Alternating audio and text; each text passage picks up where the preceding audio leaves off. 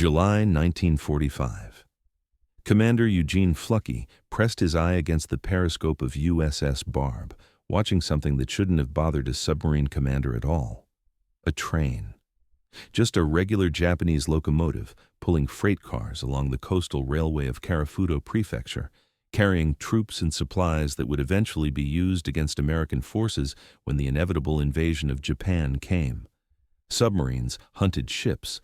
They torpedoed convoys. They prowled the depths of the Pacific, silent predators seeking vessels to send to the bottom. But trains? Trains were a problem for the Army Air Corps, for bombers and fighter planes. Except there was something about this particular problem that gnawed at Fluckey. He'd been watching these trains for 3 days now, counting schedules, studying their patterns.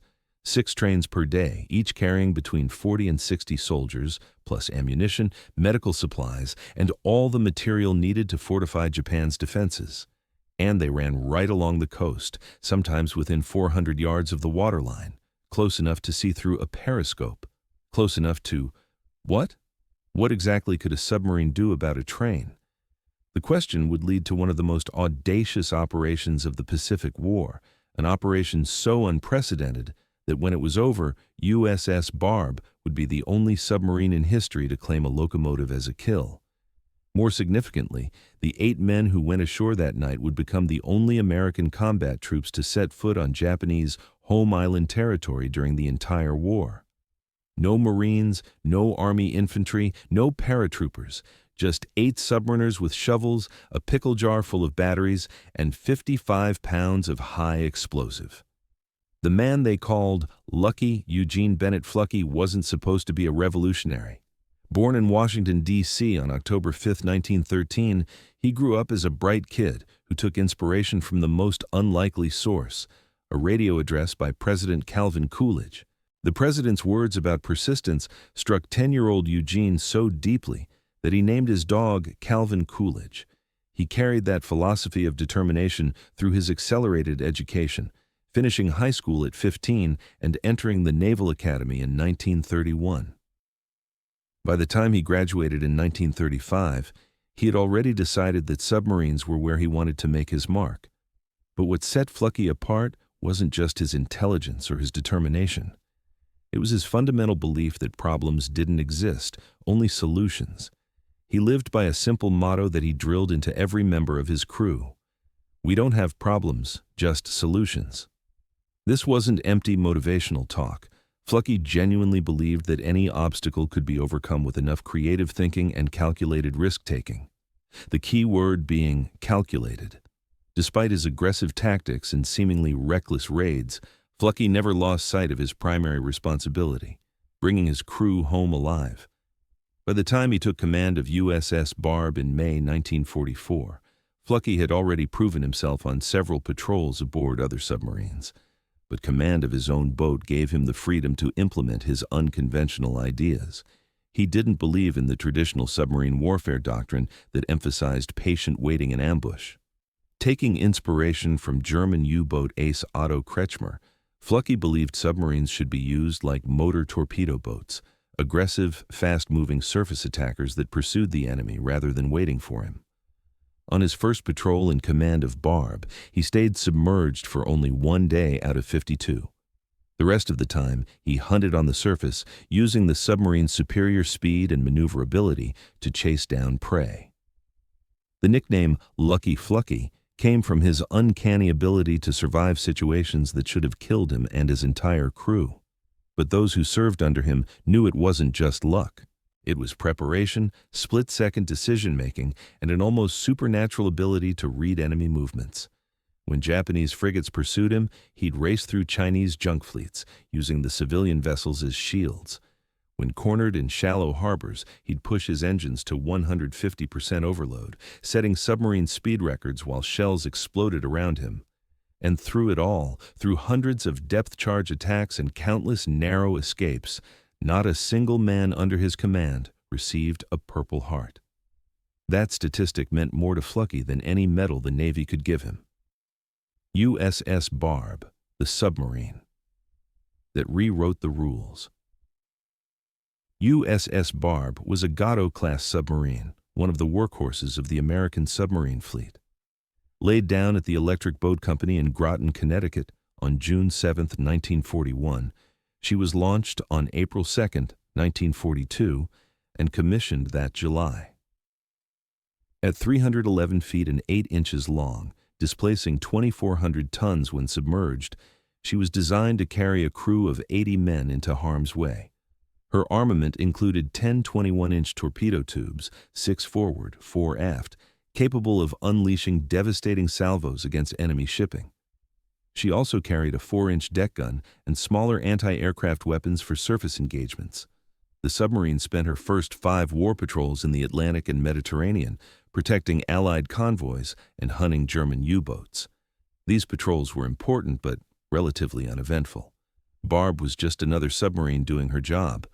But when she transferred to the Pacific in early 1944, everything changed. Under her previous Pacific commander, she'd managed only modest success.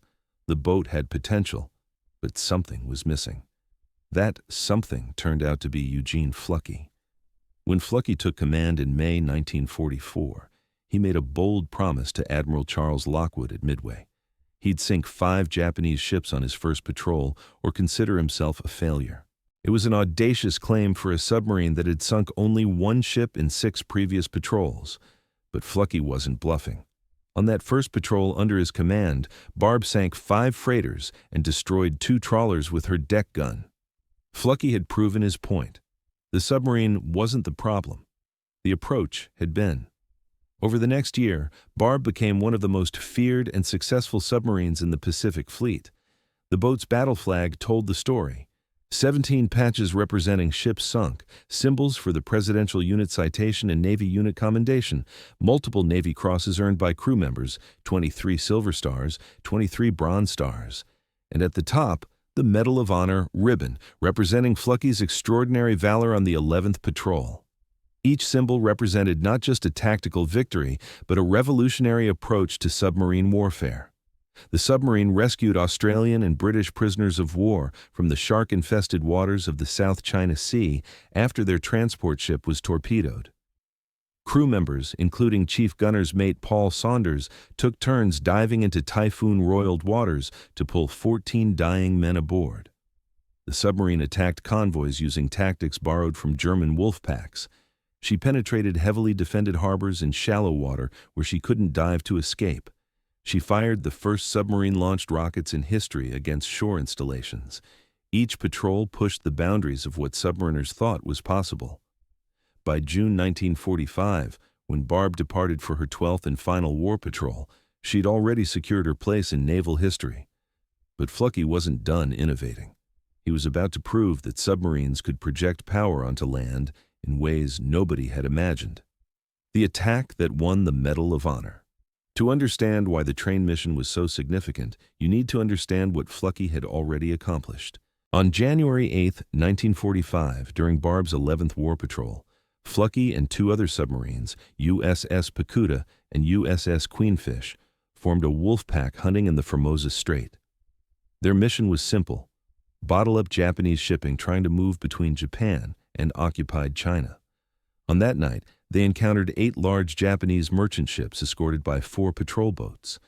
In the running battle that followed, Fluckey sank 4 of the merchant ships. It was a good night's work, but it left the crew frustrated. For weeks afterward, they patrolled without finding a single target. Then, on January 22nd, everything changed.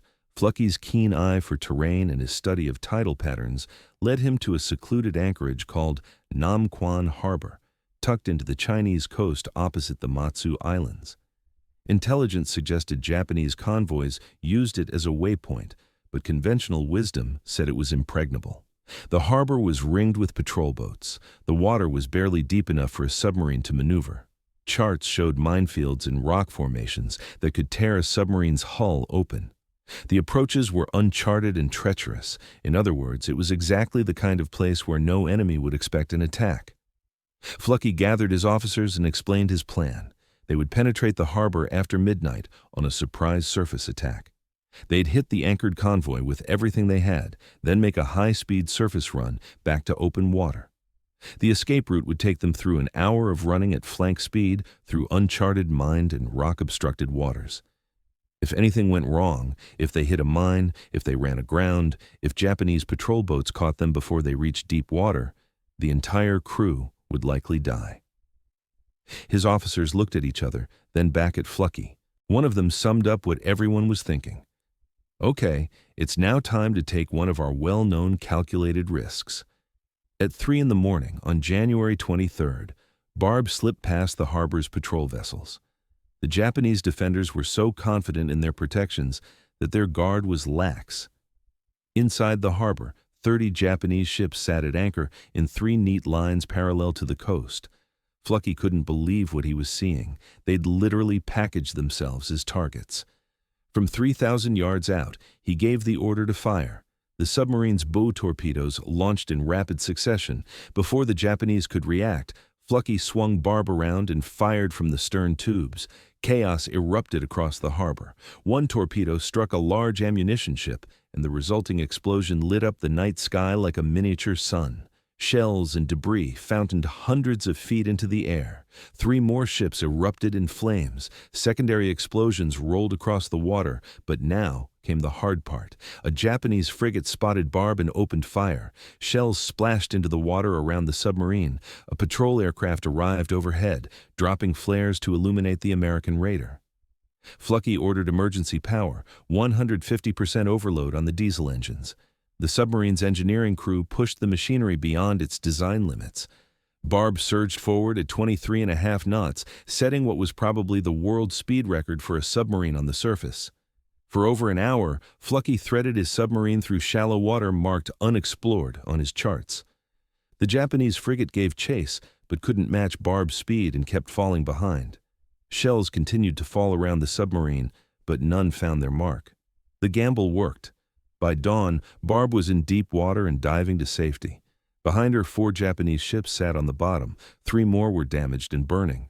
It was, as Admiral Lockwood later called it, virtually a suicide mission, a naval epic. For his extraordinary gallantry and brilliant execution, Eugene Flucky received the Medal of Honor. The citation praised his conspicuous gallantry and intrepidity at the risk of his life above and beyond the call of duty. But more importantly, USS Barb received the Presidential Unit Citation for the patrol. Flucky made sure his crew got the recognition they deserved. The first submarine to launch rockets. After the Namquan Harbor raid, Flucky returned to the United States for a hero's welcome and a long overdue refit. Technically, he should have turned command over to another officer. 4 war patrols was the standard maximum, designed to prevent commanders from burning out. But Flucky had negotiated a special deal with Admiral Lockwood. If the 11th patrol was successful, he could make 1 more run with the crew he'd trained.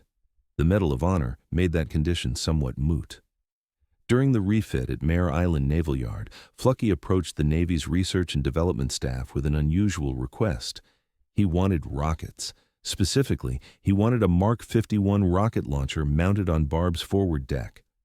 The Mark 51 system, designed for landing ship medium vessels as an anti-kamikaze weapon, consisted of 12 spin-stabilized 5-inch rockets mounted on a fixed launch rack. Each rocket carried 10 pounds of high explosive and had a maximum range of nearly 3 miles.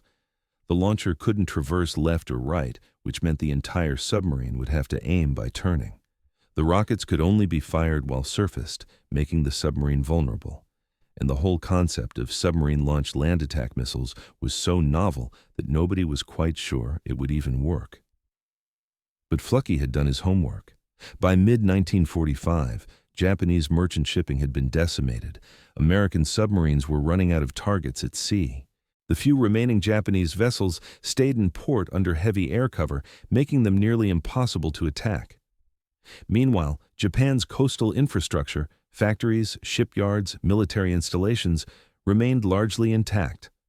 Flucky saw an opportunity. If submarines could strike shore targets, they could continue contributing to the war effort even as enemy shipping disappeared. The Navy's R&D staff was skeptical but intrigued. They agreed to install the experimental launcher, making USS Barb the only rocket-launching submarine in the United States Navy. On June 8, 1945, Barb departed Pearl Harbor carrying 72 rockets and orders to raise a rumpus along the northern Japanese coast. Flucky couldn't have asked for clearer instructions. The submarine arrived off the Japanese home islands on June 20th.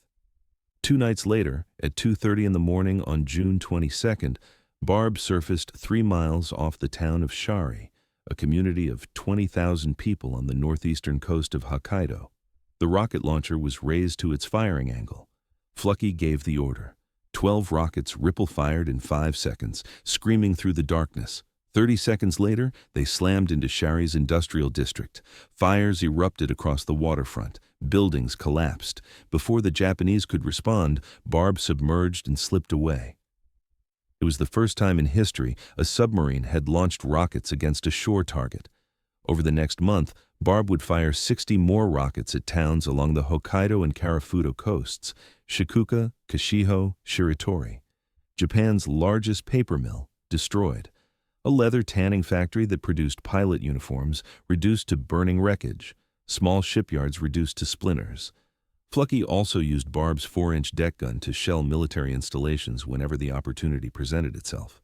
When Japanese reconnaissance aircraft began hunting for the mysterious submarine, Flucky retaliated by launching rockets at the Shikuka military airfield.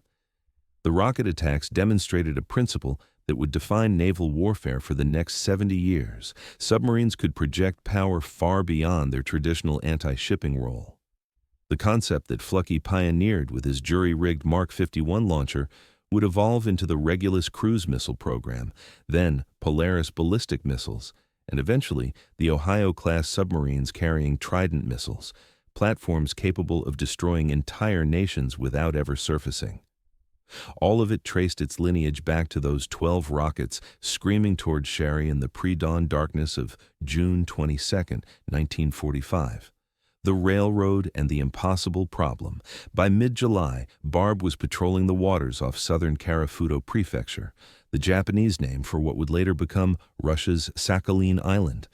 The island sat just north of Hokkaido, separated by the narrow La Perouse Strait. To the Japanese, Karafuto was part of the homeland, administered from Tokyo and populated by Japanese civilians and military forces. Losing it would be unthinkable, which was why the Japanese had heavily fortified the island's defenses and used it as a staging area for troops and supplies. That's when Flucky noticed the railroad. It ran along the eastern coast, sometimes within 400 yards of the waterline. Through his periscope, he could see locomotives pulling freight cars north and south throughout the day and night. He watched for 3 days, counting schedules and studying patterns. The trains represented a critical supply line feeding Japanese garrisons preparing to resist the anticipated American invasion. Each trainload of soldiers and ammunition that reached its destination meant more American casualties when the invasion came. The strategic importance was clear. The tactical problem was equally obvious. Barb could surface and shell the railroad with her deck gun, but that would only damage the tracks. The Japanese would repair them within hours. What Flucky wanted was to destroy a moving train. Maximum damage, maximum disruption, maximum psychological impact on the Japanese defenders. The problem was that submarines didn't carry weapons designed for land targets. Torpedoes were useless against trains. The rockets lacked the precision to hit a moving target. The deck gun couldn't track a train through the coastal terrain. He needed something different, something nobody had tried before. The solution came from an unlikely source, a 23-year-old electrician's mate named Billy Hatfield. Before the war, Hatfield had worked for the railroad. He understood how tracks worked, how much weight locomotives carried, how rails flexed and sagged under load. When Flucky mentioned wanting to blow up a train, Hatfield's mind went back to his childhood in rural America. The walnut cracking solution. Billy Hatfield remembered placing walnuts between railroad ties when he was a kid. The idea was simple. When a train passed over the tracks, the weight would cause the rails to sag slightly, just a quarter of an inch or so. That tiny movement was enough to crack the walnut shells. Hatfield sat in Barb's cramped forward torpedo room, staring at a 55-pound scuttling charge, essentially the submarine's self-destruct device designed to blow a 3-foot hole in the pressure hull if the crew had to abandon ship. What if they could use the same principle as the walnut trick? Place explosives under the tracks with a pressure-activated switch. The weight of the locomotive would complete the electrical circuit. The train would blow itself up. Chief Gunner's mate Paul Saunders, Barb's chief of the boat, loved the idea immediately. Saunders was the most experienced submariner aboard. He'd joined the Navy at 17 and had served on Barb since her commissioning in 1942, sailing through all 12 of her war patrols from the North Atlantic to the North Pacific. The combination of Saunders and Flucky was, as one crew member put it, like electricity. They were both of the same mold. Attack and destroy was their motto. Together, Saunders and Hatfield designed the device. They took the scuttling charge and wired it to 3 dry cell batteries connected in series. The key component was a micro-switch salvaged from submarine equipment. This switch would be positioned under the rail, held open by a spring. When the locomotive passed overhead and the rail sagged, the switch would close, completing the circuit and detonating the 55 pounds of high explosive directly beneath the engine's boiler. Hatfield estimated the explosion would destroy at least the first 3 cars and derail everything behind them. To protect the device from moisture, they placed the batteries and wiring in an empty pickle jar, sealing it carefully. The entire assembly was elegant in its simplicity. No timing devices to malfunction, no remote detonators to fail. The train itself would trigger the explosion at exactly the right moment to cause maximum damage. The engineering was sound, but the mission presented enormous risks. Barb would need to surface within 1,000 yards of the Japanese coastline in water too shallow for a quick dive if spotted. A shore party would paddle inflatable rafts to the beach, cross 400 yards of enemy territory, dig a hole beneath the tracks, plant the explosive, and return before dawn. If Japanese patrols discovered them, the men would be trapped on hostile soil with no support and no escape route. If the submarine was spotted while surfaced, she couldn't dive quickly enough to evade attack. And all of this would take place on Japanese home island territory, where discovery would likely mean execution for the shore party under Japanese military law. Flucky calculated they would have roughly 90 minutes from the moment the rafts launched until Barb had to submerge. 90 minutes to cross 400 yards of beach and rough terrain, locate the perfect spot on the tracks, dig a hole deep enough to bury the device, plant the explosive, wire the switch, and make it back to the submarine. The timing would be impossibly tight, but Flucky had learned something during his 4 previous patrols as Barb's commander. When you had the right crew and the right plan, impossible just meant nobody had done it yet. Selecting the Boy Scouts. When Flucky announced he needed volunteers for a shore party mission, all 80 men aboard Barb raised their hands. Every single sailor wanted to be part of what would clearly be the most dangerous and potentially historic operation of the patrol. Flucky had expected this response. His crew trusted him completely because he'd earned that trust through 4 patrols of calculated risks that always brought everyone home alive. But he couldn't take 80 men ashore. He needed 8. Flucky established strict criteria for selection. First, unmarried men only. He refused to create widows. This immediately eliminated many volunteers, including some of the most experienced crew members. Second, physical fitness and swimming ability. The men would be paddling through surf in rubber rafts at night. If the rafts capsized, they'd need to swim for their lives. Third, and most unusually, he preferred former Boy Scouts. Flucky had been a scout himself and believed their training in navigation, survival skills, and emergency procedures would be invaluable if the party got separated or lost. Fourth, a mix of technical skills. He needed an electrician to wire the device, strong men to dig, and experienced sailors who could handle the rafts in darkness. The 8 men selected represented the best Barb had to offer. Chief Gunner's mate Paul Saunders would lead the shore party. At 26 years old, he was the most experienced submariner aboard, having served through all of Barb's patrols. Electrician's mate 3rd Class Billy Hatfield would handle the explosive device. Not only had he designed it, but his pre-war railroad experience meant he understood track construction better than anyone else. Signalman 2nd Class Francis Sever would serve as a lookout. Ship's cook, 1st Class Lawrence Newland, brought physical strength and steady nerves. Torpedo man's mate. 3rd Class Edward Klingesmith had the combat experience to handle unexpected encounters. Motor machinist's mate, Second-class James Richard was an expert with the inflatable rafts.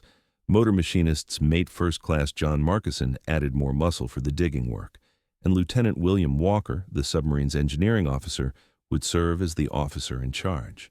The crew began preparations immediately. Barb's engineers cut steel plates from the engine room lower flats, bending and welding them into improvised picks and shovels. The shore party would need to bury the explosive and batteries at least 6 inches beneath the railroad ties to ensure the microswitch functioned properly. They packed survival gear in case they had to flee north toward Soviet territory on the northern half of Sakhalin, a brutal 130-mile journey through mountain ranges. They also packed raw steaks. Intelligence reports indicated Japanese patrols used guard dogs along the coastal railroad.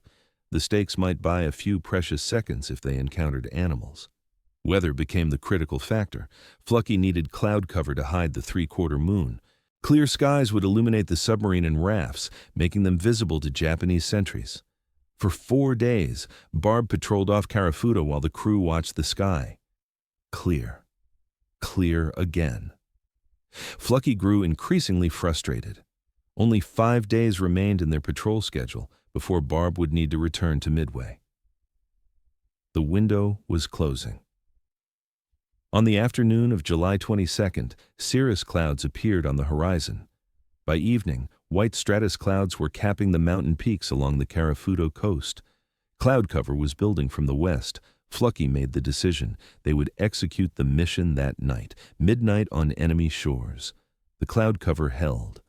Darkness blanketed the water as Barb crept toward the Karafuto coastline at 11 o'clock on the night of July 22nd, 1945. Flucky kept the submarine on the surface, running slowly on electric motors to reduce noise. Through the periscope, he could see the railroad running parallel to the shoreline. No lights visible on the beach, no signs of patrol activity. The conditions were as favorable as they would ever be. Barb crept to within 950 yards of shore. The depth gauge showed only 36 feet of water. If Japanese patrol boats appeared now, the submarine would have perhaps 90 seconds to crash dive.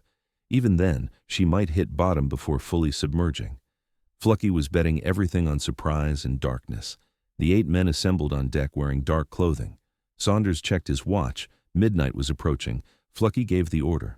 The rafts went over the side. The inflatable boats hit the water at 05 on July 23rd. Saunders and Walker took the lead raft with Hatfield and Sever. The second raft carried Newland, Klingesmith, Richard, and Markison. The men pushed off from Barb's hull and began paddling toward the invisible shoreline. No lights, no sound, except the dip of paddles and the whisper of water against rubber. The cloud cover held. Darkness remained absolute. Behind them, USS Barb sat low in the water, a darker shadow against the black ocean. 25 minutes of steady paddling brought them to the beach. The rafts grounded on sand. All 8 men dragged the boats above the high tide line and secured them behind rocks and driftwood. Newland and Richard stayed with the rafts as guards. Their job was to ensure the escape route remained open and to signal Barb if Japanese patrols approached. The other 6 men moved inland. They were the first American combat troops to set foot on one of Japan's 4 main home islands. Karafuto was part of the Japanese prefecture system, administered from Tokyo, populated by Japanese civilians, defended by Japanese military forces. Every step they took was on enemy sovereign territory. Getting caught meant certain execution. The Geneva Convention didn't protect saboteurs operating behind enemy lines in civilian clothes. The terrain was rougher than expected. High grass concealed uneven ground. Seaver nearly twisted his ankle in a depression hidden by vegetation. They moved slowly, testing each step before committing their weight. 50 yards inland, they encountered a drainage ditch 3 feet deep with water at the bottom. The men lowered themselves into the cold water, crossed the muddy bottom, and climbed the opposite bank. Their clothing was now wet and heavy. 100 yards from the beach, they reached a packed earth road. Vehicle tracks were visible in the dirt. The road ran parallel to the railroad connecting coastal villages. Saunders signaled a halt. The men crouched in grass beside the road and listened. No engine sounds, no voices, no movement.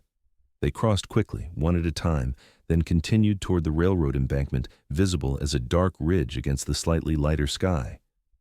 At 0:50, They reached the base of the railroad embankment. Walker and Saunders climbed to the tracks and examined the area. The rails ran north-south on a raised bed of gravel and crushed rock. Wooden ties spaced evenly beneath the steel rails. The position offered good visibility in both directions. Too good. If a patrol came along the tracks, the shore party would be completely exposed. They needed to work fast. Before they could begin digging, Sever grabbed Saunders' arm and pointed north. A faint vibration in the rails. Then a distant sound. A train was coming. 2 trains and a ticking clock. The men dropped flat in grass beside the embankment. Hatfield pulled the pickle jar containing the explosive device tight against his chest. The vibration grew stronger. The sound became rhythmic chugging, a locomotive pulling freight cars through darkness. The train appeared from the north at approximately 0:55. No headlight, complete blackout conditions. The locomotive passed within 15 feet of where the Americans lay hidden, steam hissing, wheels clacking over rail joints. The men could feel the ground shaking beneath them. Freight cars followed. 1, 2, 5, 10. The shore party counted silently. 15 freight cars. Then the train was passed, continuing south toward Kashiho. The sound faded into the distance. Saunders waited 2 full minutes after the train disappeared before giving the signal to move. The men climbed onto the embankment and took positions. Klingesmith moved north along the tracks 50 yards. Sever went south the same distance. Walker positioned himself where he could see both directions and watch the road they'd crossed. That left Saunders, Hatfield, and Markison to dig and plant the device. Hatfield selected the location carefully, a straight section of track where an approaching train would be traveling at maximum speed. No curves to slow it down, no grade to reduce momentum. The rails here ran level across flat ground for at least half a mile in both directions. Perfect. Hatfield knelt between the rails and examined the ties. He needed to bury the explosive directly beneath the rail where the locomotive's weight would depress it enough to trigger the micro switch. Saunders and Markison began digging with improvised tools. The gravel came away easily at first, but 6 inches down they hit compacted earth mixed with larger rocks. The digging became harder, slower. The steel shovel scraped against stones. Each sound seemed impossibly loud in the darkness. Hatfield kept checking his watch. They'd been on shore for 30 minutes. Flucky would wait 90 minutes maximum before Barb had to dive. The clock was running. At 01:15, Sever whistled softly from his position south along the tracks.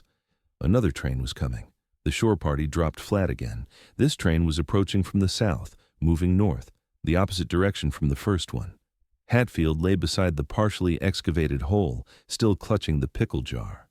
The digging tools were scattered across the gravel between the rails. If the locomotive's headlight was on, the engineer would see everything. The mission would be compromised. Japanese troops would flood the area within minutes. But like the first train, this one ran in complete darkness. No headlight. The blackout protocols the Japanese were enforcing along the coastal railroad were protecting the American saboteurs. The locomotive thundered past at 01:17. Another freight train, 14 cars this time. Hatfield counted them as they clattered overhead. The shore party remained motionless until the sound faded completely to the north. 2 trains in 22 minutes. The railroad was more active at night than Flucky's observations had suggested. Saunders motioned the men back to work. They had less than an hour before Barb would need to submerge. Markison attacked the hole with renewed urgency. The shovel bit into the compacted earth. Rocks scraped free. Saunders used the pick to break up harder sections. Within 15 minutes, they'd excavated a space roughly 12 inches square and 8 inches deep directly beneath the western rail, large enough to accommodate the scuttling charge, the batteries, and the micro-switch assembly. Hatfield removed the components from the pickle jar. The 55-pound scuttling charge was cylindrical, packed with enough high explosive to blow a 3-foot hole in a submarine's pressure hull. Against a locomotive traveling at 40 miles per hour, the effect would be catastrophic. Hatfield positioned the charge at the bottom of the hole and packed dirt around it to hold it steady. Then, he carefully placed the 3 dry cell batteries beside the charge and began wiring the circuit. The microswitch was the critical component. Hatfield had designed it to close when the rail above depressed under the locomotive's weight. Japanese locomotives typically weighed between 60 and 80 tons. That weight, distributed across the wheels, would push the rail downward approximately 1/4 to 1/2 an inch. The microswitch needed to be positioned precisely. Too deep in the rail wouldn't depress enough to trigger it. Too shallow and vibrations from normal track expansion might cause premature detonation. Hatfield worked by touch more than sight. His waterproof flashlight provided minimal illumination, directed downward into the hole to prevent the beam from being visible at a distance. He connected the positive terminal from the batteries to one side of the microswitch. The negative terminal ran to the scuttling charge detonator. The final connection, from the detonator back to the microswitch, would complete the circuit. But Hatfield left that wire disconnected. He would make the final connection last just before they departed. Until then, the device was safe. At 01:35, Hatfield had the wiring completed except for the final connection. He looked at Saunders and nodded. Saunders signaled Walker. The sentries began pulling back to the worksite. Klingesmith returned from the north, Sever from the south. Walker came up from his observation position near the road. The 6 men gathered at the tracks. Now came the moment of maximum danger. Hatfield made the final connection. The circuit was live. Any significant downward pressure on the rail above the microswitch would trigger the explosion. He covered the device carefully with dirt and gravel, smoothing it to match the surrounding ballast. No visible disturbance. A track inspector walking this section in daylight might notice the slightly disturbed gravel, but a locomotive engineer traveling at speed in darkness would see nothing unusual. The shore party moved off the railroad embankment and began working their way back toward the beach. Same route in reverse, across the road, through the drainage ditch, through the high grass. They moved faster now. The mission was complete. The explosive was armed. Every minute they remained on Japanese soil increased the risk of discovery. The explosion heard round the fleet. At 01:45, they reached the beach where Newland and Richard were waiting with the rafts. All 8 men dragged the boats to the waterline and climbed aboard. Saunders checked the luminous dial on his watch. They'd been ashore for exactly 1 hour and 40 minutes. Barb would be preparing to dive. The rafts pushed off from the beach, and the men began paddling toward the position where the submarine waited. The distance back to Barb was 950 yards. In calm water, with experienced paddlers, that meant roughly 15 minutes. They were halfway to the submarine when Flucky's voice cut through the darkness. He was shouting through a megaphone from Barb's conning tower, telling them to paddle faster. Another train was coming down the tracks. The men in the rafts could hear it now, the distant sound of a locomotive building speed. Flucky had spotted the train through Barb's periscope while tracking the shore party's return. The headlight was off, but the locomotive's exhaust plume was visible against the mountain silhouette. The train was approaching from the north, heading directly toward the section of track where Hatfield had buried the explosive device. The timing was going to be catastrophically close. Saunders and his men drove their paddles into the water with desperate rhythm. The rafts were still 400 yards from Barb. The submarine sat impossibly low in the water, her hull barely visible even at close range. Flucky had moved her to within 600 yards of shore, decreasing the distance the rafts needed to travel, but putting Barb in water so shallow she would scrape bottom if she attempted a crash dive. Every man aboard the submarine who wasn't essential to operations was on deck, watching the shore and the approaching train. The rafts closed the distance. 300 yards, 200. The sound of the train grew louder. Through the darkness, the men paddling could now see the locomotive silhouette. It was traveling fast, probably 40 or 45 miles per hour. The engineer was making up time, pushing hard through the coastal section where the tracks ran straight and level. The locomotive was perhaps a mile north of the buried explosive, maybe 90 seconds away. Flucky had a decision to make. If he waited for the rafts to reach Barb before diving, the submarine might be caught on the surface when Japanese response forces arrived after the explosion.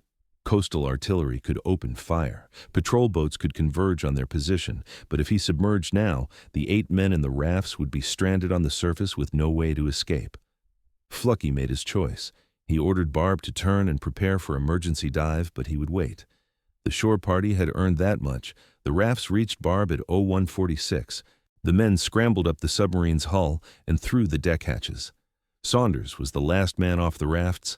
The rubber boats were cut loose and abandoned. They would drift and eventually sink. No time to retrieve them. Flucky ordered the deck crew below and sealed the hatches. Barb's diesel engines rumbled to life. The submarine began turning away from shore, accelerating toward deeper water. At 01:47 on July 23, 1945, the northbound train reached the section of track where the microswitch waited. The locomotive's lead wheels passed over the device, 68 tons of steel and steam pressing down on the rails. The western rail depressed, the microswitch closed, the electrical circuit completed. 55 pounds of high explosive detonated directly beneath the locomotive's boiler. The explosion was visible from Barb, even though the submarine was now 700 yards offshore and accelerating. A massive fireball erupted along the railroad embankment. The locomotive's boiler ruptured instantly, adding superheated steam to the explosion. Metal fragments shot upward in a fountain of burning debris. Pieces of the engine flew 200 feet into the air, tumbling end over end before crashing back to Earth. The locomotive itself disintegrated. The boiler split into sections. The drive wheel separated from the chassis. The smokestack and cab section were hurled forward, cartwheeling down the embankment toward the beach. The freight cars following the locomotive had no time to brake. The first car slammed into the wreckage at full speed and accordioned. The second car climbed up and over the first, its wooden frame splintering. The third car jackknifed sideways and rolled off the embankment. Cars 4 through 16 piled into the growing mass of twisted metal and shattered wood. Flucky ordered all non-essential personnel topside to witness what they'd accomplished. Dozens of submariners crowded onto Barb's deck and conning tower. They watched the fires burning along the Carafudo coastline. The sound reached Barb as rolling thunder that echoed off the coastal mountains. Fires ignited across the wreckage. Ammunition in several cars began cooking off, adding secondary explosions to the chaos. The submarine continued accelerating toward deeper water. Within 10 minutes, Barb would be in water deep enough to dive safely. But for now, Flucky allowed himself and his crew a moment to consider what they'd just achieved. They had destroyed a Japanese military train using a submarine. The first and only time in naval history such an operation had been executed successfully. More importantly, they had conducted the only Allied ground combat operation on Japanese home island soil during the entire Pacific War. The celebration was premature. Japanese searchlights were sweeping the water from coastal positions, looking for the submarine that had just declared war on their railroad. Return to Midway and historical significance. The searchlights originated from at least 3 different coastal positions, Japanese military installations responding to the explosion. The beams swept across the water in coordinated patterns, searching for the submarine they knew must be responsible. Barb was still on the surface, running at maximum speed toward deeper water. Her dark gray paint helped her blend into the black ocean, but if one of those searchlight beams caught her, coastal artillery would open fire within seconds. Flucky ordered a course change, angling northeast away from the search pattern. Barb's diesel engines were running at 150% overload, the same emergency power setting Flucky had used during the escape from Nam Quan Harbor. The submarine was making 23 knots on the surface, leaving a phosphorescent wake that would be visible if the searchlights got close enough. At 0200, Barb crossed into water 60 feet deep. Still too shallow for a safe dive, but better than the 36 feet they'd been operating in near shore. Flucky gave the order to dive. The submarine's bow tilted downward as ballast tanks flooded. Within 90 seconds, Barb was completely submerged and leveling off at periscope depth. The searchlights continued sweeping the surface above them, but the submarine was invisible now. Barb continued her rampage along the Sakhalin coastline through July 26th. She fired her final 12 rockets at a military garrison on Kaihio Island, then withdrew toward open ocean. On August 2, 1945, USS Barb arrived at Midway Island. The crew assembled on deck in dress uniforms, holding the submarine's battle flag. The flag was unlike any other in the United States Navy. 17 patches represented ships sunk, symbols for the Presidential Unit Citation and Navy Unit Commendation. Rocket and gun symbols denoting shore bombardments, 6 Navy crosses earned by crew members, 23 silver stars, 23 bronze stars, the Medal of Honor ribbon at the top representing Flucky's award from the previous patrol. And at the bottom center of the flag, a new symbol, a Japanese locomotive. The only submarine in history to sink a train now displayed that achievement on her battle colors. Admiral Chester Nimitz himself came to Midway to greet Barb's crew. The flag was photographed for Naval Archives. 8 men posed with the flag, the same 8 who had gone ashore on Carafuto and planted the explosive that destroyed the train. Saunders, Hatfield, Sever, Newland, Klingesmith, Richard, Markison, and Walker. They looked like ordinary sailors, young men who might have been working in factories or on farms if not for the war. But they had accomplished something no military force had managed during the entire Pacific conflict. They had conducted offensive ground operations on Japanese home island territory. No Marines landed on Honshu. No Army troops fought on Hokkaido. No paratroopers dropped on Kyushu. The only American combatants to engage enemy forces on Japanese sovereign home island territory were 8 submariners from USS Barb, armed with shovels, a pickle jar full of batteries, and 55 pounds of high explosive. The train explosion became legendary within the submarine service. Other boats had attacked shore targets with deck guns. Some had launched rockets like Barb. But no other submarine had put men on enemy soil to destroy a target and extracted them successfully. The mission represented a new capability. Submarines weren't just commerce raiders or torpedo platforms. They could project power ashore through sabotage and special operations. Fluckey received his 4th Navy Cross for Barb's 12th patrol. The citation specifically mentioned the train attack and the rocket bombardments. Combined with his Medal of Honor and 3 previous Navy Crosses, Fluckey became one of the most decorated submarine commanders in American naval history. But when reporters asked him about his achievements, he consistently deflected credit to his crew. 6 days after Barb reached Midway, the atomic bomb fell on Hiroshima. 9 days later, Japan surrendered. The war ended before USS Barb could conduct another patrol. The legacy of 0 casualties. Eugene Fluckey remained in the Navy after the war. He served as an aide to Secretary of the Navy James Forrestal, then to Admiral Chester Nimitz. In 1960, President Eisenhower approved his promotion to Rear Admiral. Fluckey commanded Amphibious Group 4, served as president of the Naval Board of Inspection and Survey, commanded the entire Pacific Submarine Force from 1964 to 1966, and finished his career as Director of Naval Intelligence.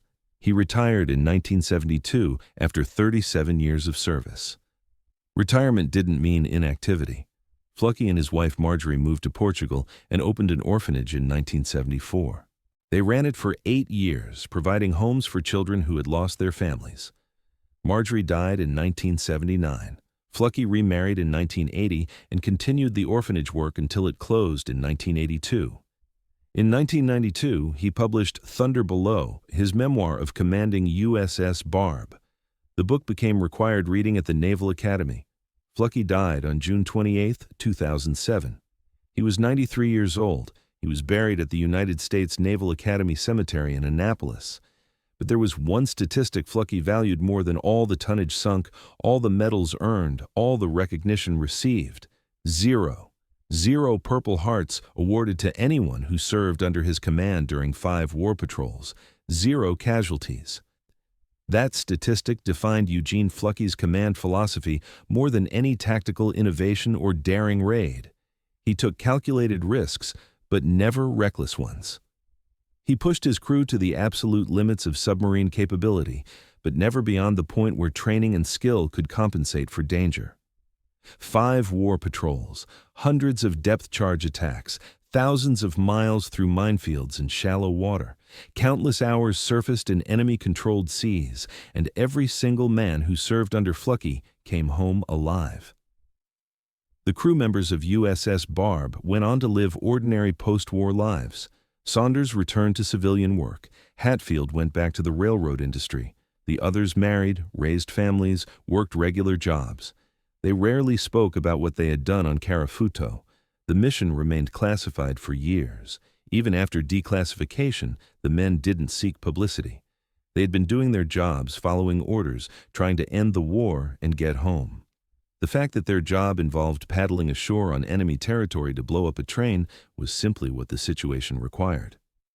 USS Barb herself had a less glorious post-war fate. The submarine was decommissioned in May 1947 and placed in reserve. She was recommissioned in 1951 for training duties, then decommissioned again in February 1954. That same year, she underwent guppy conversion, a modernization program that gave World War II submarines improved underwater performance. In December 1954, Barb was loaned to the Italian Navy under the Mutual Defense Assistance Act. The Italians renamed her Enrico Tazzoli after an Italian submarine commander from World War I. The submarine served in the Italian Navy for 18 years. By 1972, she was obsolete, worn out, no longer economically viable to maintain. The Italian government sold Enrico Tazzoli for scrap metal. The final price was approximately $100,000, roughly the cost of a modest house. When Flucky learned what had happened, he reportedly said that if the crew had known, they would have pooled their money to buy Barb and bring her back to the United States as a museum ship. But by the time anyone realized, the submarine was already being cut apart in an Italian scrapyard. Only Barb's battle flag survived. The Submarine Force Library and Museum in Groton, Connecticut, acquired it for their collection. Visitors can see it today, displayed behind glass. The 17 ship symbols, the train at the bottom, the Medal of Honor ribbon at the top. The flag tells the story more eloquently than any historical account. The mission's impact extended beyond the immediate destruction. The train explosion forced Japanese military planners to divert resources to coastal railroad defense. Guards were increased, patrols were expanded, engineering units were assigned to inspect tracks daily. Those resources came from somewhere else, troops who might have reinforced defensive positions, equipment that might have been used against American invasion forces. The psychological effect was equally significant. If American submarines could strike inland targets with impunity, nowhere was safe. The rocket attacks Flucky pioneered had similar effects. Coastal factories and military installations were no longer protected by distance from the ocean. A submarine could surface 3 miles offshore and destroy targets that previously required air raids. The 72 rockets Barb fired during her 12th patrol demonstrated a capability that would revolutionize naval warfare within a generation. History remembers what they accomplished. The 8 men who went ashore that night in July 1945 conducted the only Allied ground combat operation on Japanese home islands during the entire Pacific War. The only American combatants to engage enemy forces on Japanese sovereign home island territory were 8 submariners from USS Barb, armed with shovels, a pickle jar full of batteries, and 55 pounds of high explosive. If you enjoyed this story of innovation, courage, and the men who changed submarine warfare forever, please hit that like button. Every like helps share these forgotten stories with more people who need to hear them. Subscribe to World War II Unveiled for more deep dives into the battles and heroes that shaped our world. Drop a comment and tell us where you're watching from. We love hearing from our community around the globe. Thank you for keeping these memories alive.